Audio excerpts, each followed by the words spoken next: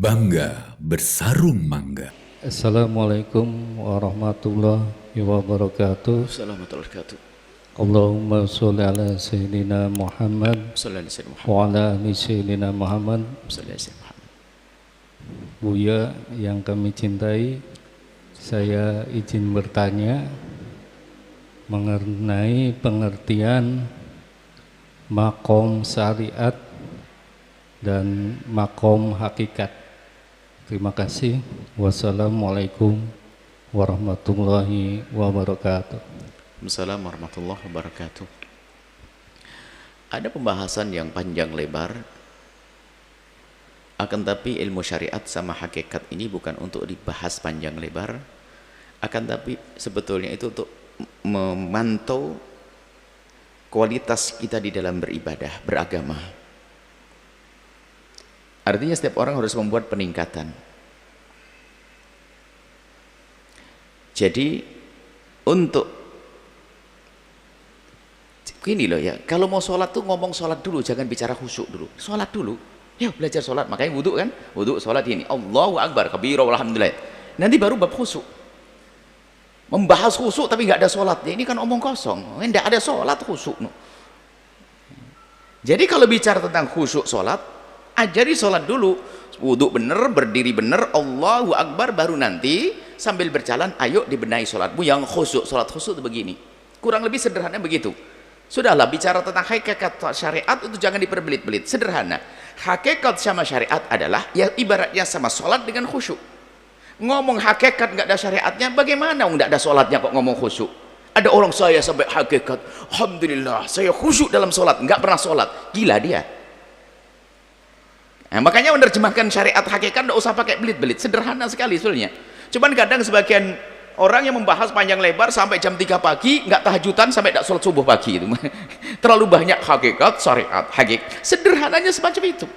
Para ulama menjelaskan ada tarekat, ada syariat, ada tarekat. Hakikat ini fase-fase yang hendaknya kita jalani. Kalau engkau sudah masuk syariat, ayo berusaha untuk menuju hakikat dengan cara mujahadah tarekat.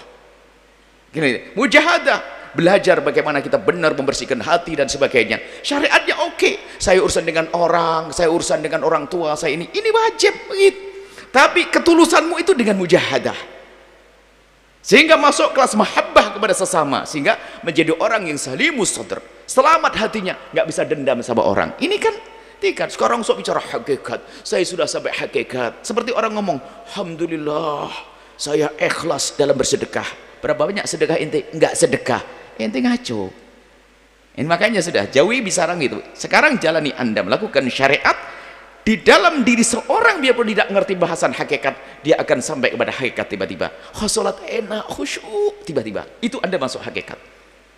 Tiba-tiba Anda menemukan ketenangan, ya Allah. Dicaci maki sama orang, ya Allah. Malah mendoakan, ya Allah, semoga dia tambah baik. Kok bisa Anda doain? Kenapa? Anda sudah masuk hakikat, nggak belajar hakikat, nggak pernah membincangkan hakikat sampai jam 3 malam. Jadi kita perlu menyederhanakan, jangan kita disibukkan dengan bentuk pembahasan-bahasan. Kita perlu bahwasanya sampai kepada tujuannya, kurang lebih semacam itu. Jadi kalau orang bicara ilmu hakikat, harus ada syariatnya. Kurang lebih gambarannya, kalau bicara tentang khusyuk sholat, harus ada sholatnya. Kalau bicara tentang ikhlas sedekah, sedekah dulu dong. Ngomong sedekah, ikhlas. Alhamdulillah saya adalah orang ikhlas dalam sedekah, nggak pernah sedekah. Kurang lebih seperti itu ya, nggak usah. Jadi sederhanakan, yang penting Anda menjalankan perintah. Makanya di ulama kita ngajari bab sholat, kitab Safinah sholat ini. Nanti bab tasawuf ngajari khusyuk. Nanti pada akhirnya subhanallah Anda sampai kepada hakikat. Bukan pura-pura Allah saya sudah sampai hakikat. Ada dalam satu waktu seseorang bisa saja kelas syariat murni. Kenapa? Belas ibadahnya nggak ada sentuhan khusyuknya. Baru tiba-tiba ada masuk. Satu orang saja bisa saja hari ini khusyuk, besok tidak. Sedekah pun kadang-kadang plong, hari ini saya tidak dilihat orang-orang yang nyaman.